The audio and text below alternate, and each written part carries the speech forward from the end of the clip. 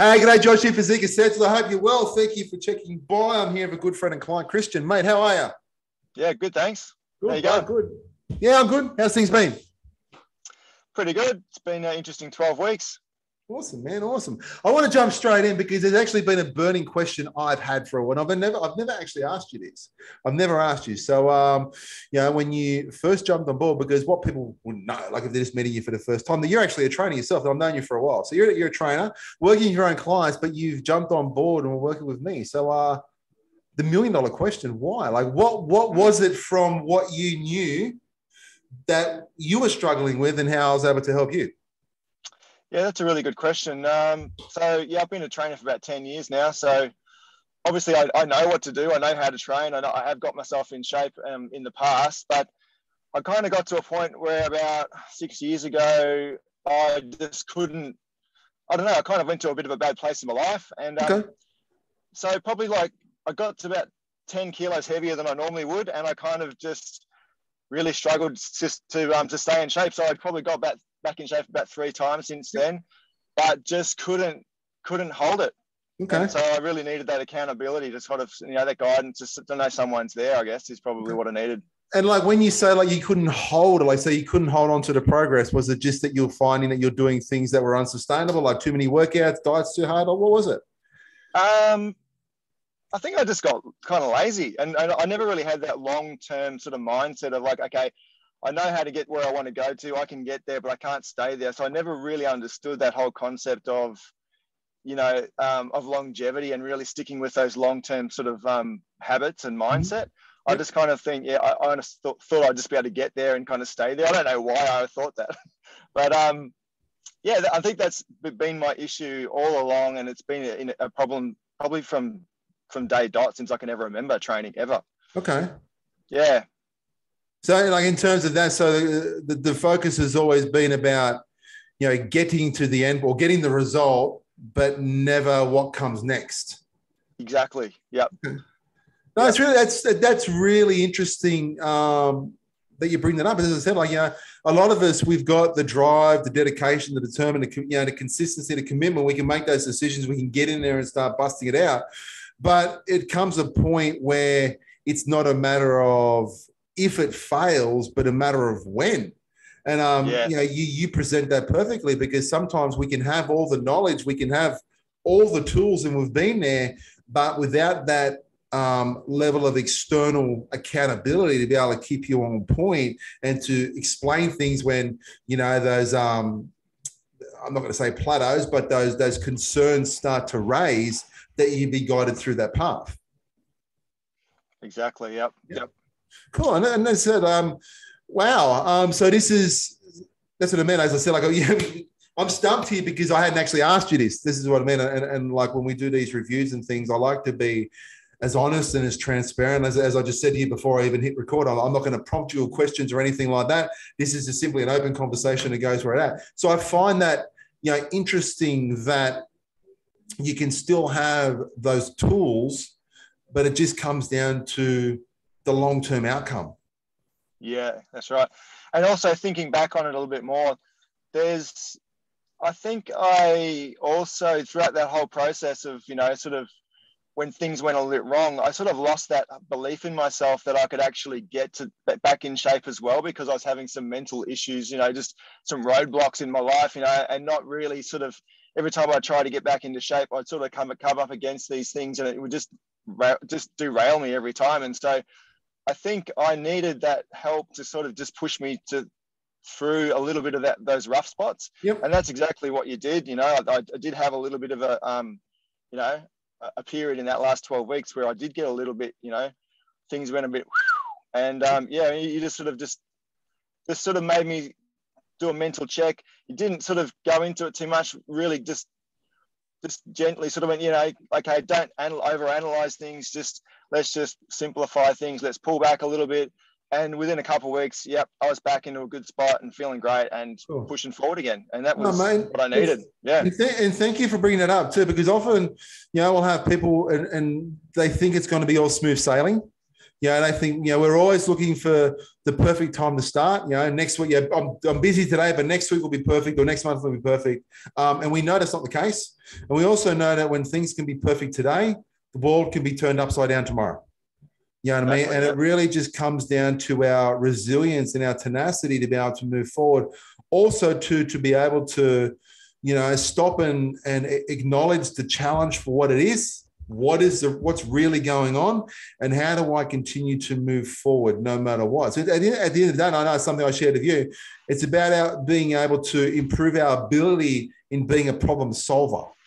So I can actually, today's a challenge. I've just got to get to tomorrow, and I've got to get to tomorrow. And as I said, thank you so much for the transparency, because again, someone could be sitting back watching this and think, oh, because you're a trainer as well, you've got your shit all sorted and everything is perfect. But it just goes to show it's not the case. We're still human. 100%. Cool. And what did you find that helped in that regard? Again, I don't want to go deep into, those little struggles that you were having, but what did you find helped that was getting you from one day to the next? I think initially, I know what the framework is, and it was good to be reminded of just having those the structure. But a lot of the lessons that we went through initially are all about ownership, really taking control of your life and thinking about what are those things that are really causing you to stay off the track and not be able to get the long-term goal, and fix those things underneath the surface. I think that really got me through, because I realized that there were a few things that I was sort of hadn't taken stock of and needed to. And once I made that decision in my mind of, that's what it is, this is what I need to do. And once all those things were made up in my mind, everything else just fell into place, because I think that was what is the biggest and hardest thing, is just to mentally go, yep, I made the decision, and boom, just do it. 100%. That's what you got to do. Yep. And that's what I mean. I know one of the lessons that we go through, when I spoke to Matt recently as well, he said that, that lesson on being selfish versus selfless, and the whole context of that, where we are, as humans, we do our best as husbands, as workers, employers, parents, all that sort of thing. We got to show off everyone around us. So we're trying to do our absolute best work and provide and lead and all that sort of stuff. But we often lose sight of ourselves, and we end up being way down the list in terms of our personal hierarchy. And then if we do at the end take a little bit of courage to, I need to still do something for myself, usually riddled with guilt and frustration, because number one, we haven't been getting the result. Number two, there's that angst that this isn't going to work anyway. And then those people around us are stopping us, hang on, you're trying to now put some time and effort into you, but you're not getting the results. So what's the point? So we're kind of left feeling stuck. So we often use that, or the very aspect of, I'm not going to move forward, I'm not going to get the result, as the excuse for not making the decision to put yourself first anyway, which in turn is probably the most selfless thing that you can do, because what it's really enabling you to do is be more for the people who need you. You know what I mean? If you're just simply better, if you're running on a different level, you know what I mean? If we use the analogy of a car, you're no longer a 4-cylinder, you're a V8, you can do more work. You can be more, you can provide more. And that's really what it comes down to. But again, it's to be stuck within yourself, not able to move forward. And then when you say that you want to move forward, but still not having the courage to make the declaration for yourself that I need to kind of step up and own my shit. Yeah, definitely. Cool, man. And as I said, we tend to, do things slightly different. It's very easy to focus on the things. It's very easy to focus on, just trying to find a perfect training program, trying to find a perfect diet, trying to find the perfect supplements to treat the symptoms that are presented. So, i.e., carrying a few extra kilos that you want to lose.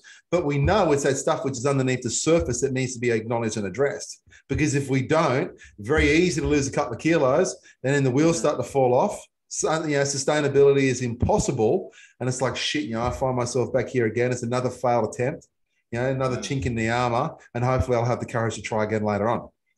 Exactly. Yeah. Is that where you found it yourself in the past as well? Yeah, definitely. I mean, I think you said it quite a few times throughout the program. Is that whole sort of going, lose some weight, add on a few extra kilos, lose some weight. I could see that happening over the years, and I kind of got to that point where I'm just like, you know what, this is not good. I'm not happy here. I'm really quite unhappy with what's going on here.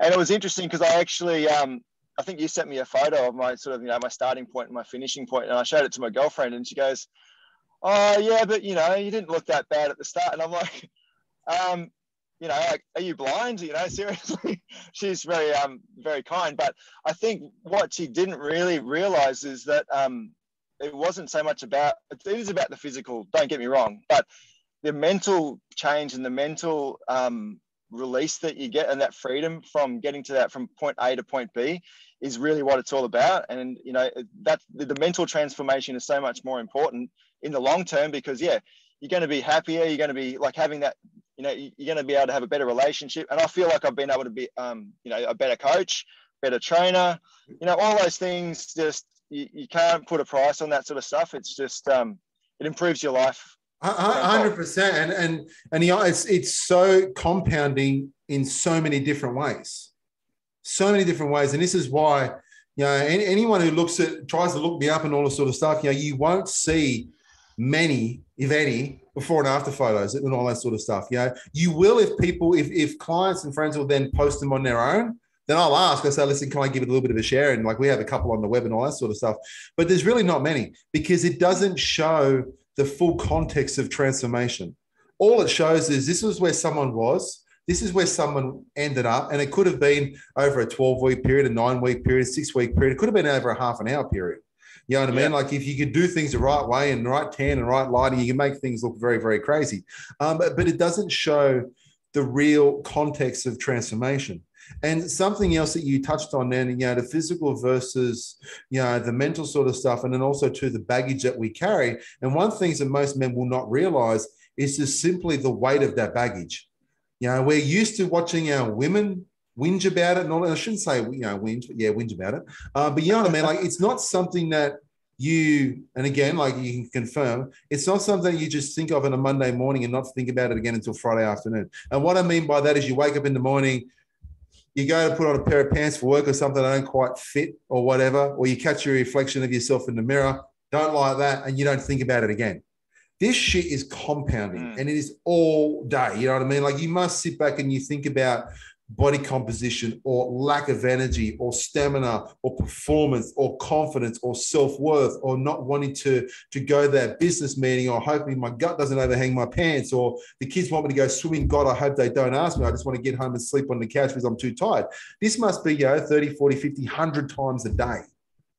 It's relentless. It's usually the first thing that we think of in the morning when we wake up, and it's the last thing that we think of when we go to bed. So just to be released from that angst and that frustration alone, that is what will compound massively. Absolutely. Yeah. And again, as men, like, it's not something that we openly want to acknowledge. We don't want to sit back and go, yes, I am struggling with, body weight issues. I am struggling with how I look. I am struggling with all those thoughts. We just kind of have to, act brave, act tough, whatever it is, and just kind of get on with it. The other thing that we don't realize or we're not willing to acknowledge is whilst we're continually burying all that shit down, it does affect everyone else and everything else around us. It affects the way in which we show up. It affects the way in which we perform at work. It affects the way in which we show up for our partners, our families, everything. And then they pick up on it. Oh, for sure. 100%. 100%. Man, that is crazy. That is crazy. Cool. All right, like, man, we could talk for hours, but we won't. But what's next? Like, as you said, and I see you say freedom in that regard. Like, what's next? Look, obviously I had a fat loss goal, which we've made, I think, about nearly 6 kilos on the scale. Definitely feel lean. I feel like I'm moving in the right direction. I still want to get leaner. I'm probably, about halfway of where I want to be. So I'm still going to continue with that goal. And just keep working away, mate. Just keep using the frameworks.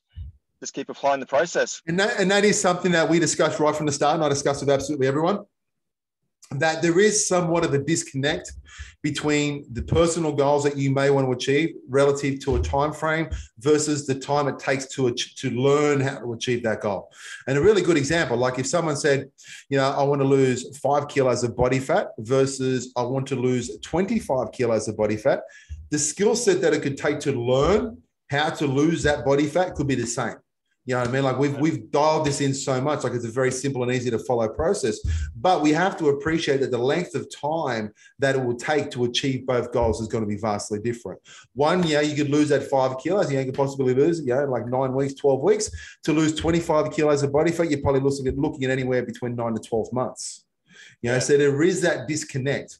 But again, to have that certainty and level of confidence, knowing that you are on the right path. Now, let me ask you, like, again, as we come into this and body compositional goals are important, would you feel that they've almost become like a secondary, like a bonus, an additional goal compared to what you've really learned about yourself and the way you think and the standards that you hold yourself to now? Yeah, absolutely. I mean, now I kind of see them tied, intrinsically together.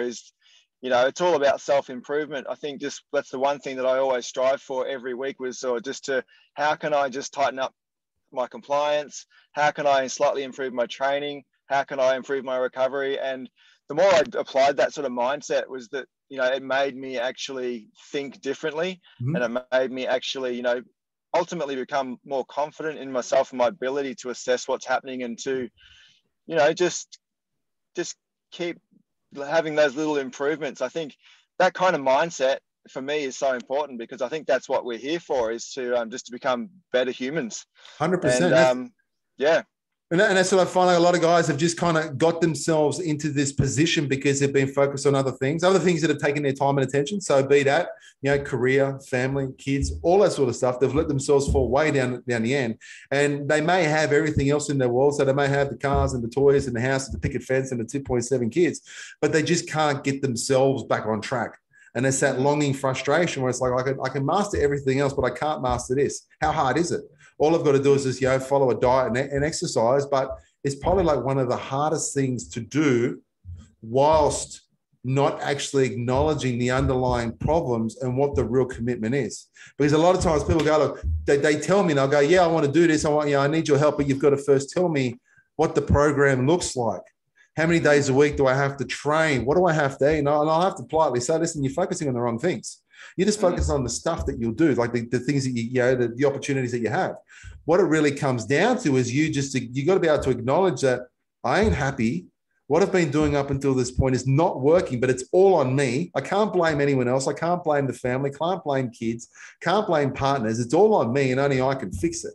And once you acknowledge that, and then you're making the commitment, you're making the investment of the time and the energy, and then you've got to play the game and you've got to show up week in and week out and just focus on improving yourself. And we do that. We do that with our career. We do it with our kids. We do it with our families. But for some reason, for some guys, this becomes almost impossible for ourselves because of the position that we've got ourselves kind of going down that hole. You just got to draw the line in the sense that, you know what, I need to do this for me. Again, I got to move forward. And things will change very, very quickly. So, that is cool.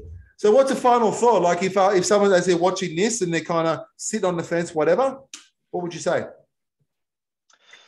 Well, I think if I was to put myself in someone else's shoes, thinking back to where I was, just before we started, I think the biggest thing is this mental roadblock of, it seems like such a massive task to be able to start sort of get this process happening. And, maybe for the first few weeks, it's almost a bit of a leap of faith, you start doing these things you don't want to do and it's a bit of a struggle. And, and then you start seeing results, and pushing through that initial phase is probably the hardest part, just to get your head in the game. And I would say to someone who was thinking about doing that, saying, you absolutely can do that, and it's totally worthwhile. And I think, I think that obviously you've been in the game for a long time and you're very experienced and have a lot of knowledge. So I would say trust in you as a coach, Josh.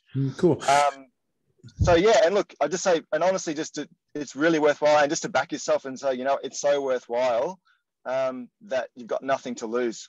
Did you find then personally with yourself, because I just want to kind of bring that up again, did you find during the process that you went through that own shift yourself, through your own transformation? Because just by what you said then, it sounded like, yes, you made the commitment up front. Yes, I'm going to do this, but there's still a little bit of hesitation. There's still a little bit of I'm kind of holding myself back, be that for whatever reason, be that from fear, be that from uncertainty, be that from I've been down this path before, it didn't work. And it was all of a sudden, it was almost like there was a shift halfway through where that roadblock that you had, you let go of the roadblock. And as soon as the roadblock disappeared, everything then started to fall into place. Exactly. Yep. Cool. I'd say that's definitely true. And those the talks you gave every week and the little, the lessons were really helpful too, because I listened to those over and over again. Cool. And every time I listened to it, there was little things popped out at me and just sort of reminded me of little things that, are really helpful to sort of help remove those roadblocks. And that's, at the end of the game, that's what it's all about, is just getting rid of those little things in your head that stop you from moving forward. Again, that's where, the very first thing in all the frameworks, the very first framework is all about ownership.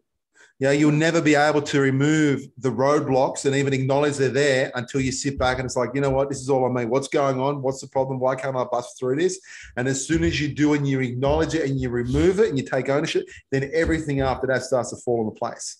And I think that alone is a really, really valuable lesson. Like, I don't know, so many guys will continue to try over and over again. They're searching for the latest diet and training and all this sort of stuff. There's no shy of commitment.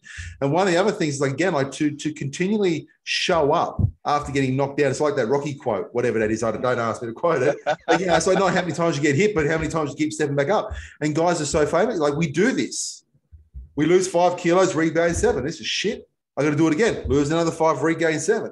And in the end, what happens, you become an expert at weight loss, because every time that you go on a diet, you lose weight. It's just the sustainability part. And it's almost like, because we're continuing to fight the symptom and not the underlying issue. It's like, I'm trying to patch the hole on the boat, not realizing why I keep getting a hole in it in the first place. Yeah, exactly. Stop driving over. What do you do in a boat? Do you drive it? Got to stop sailing over a reef.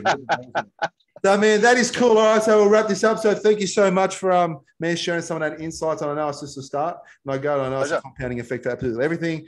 But if you're watching this and you want to have some, a discussion, it all just starts on a discussion. I've got to be able to see if I can help you, whatever. If you want to know more about our frameworks and things, just go down. You can click on the link and you'll see it there. Otherwise, reach out. Very easy to find. Easy peasy. Christian, thank you so much, mate. Thank you. Appreciate it. Awesome. All righty. We'll talk more. Righty, mate.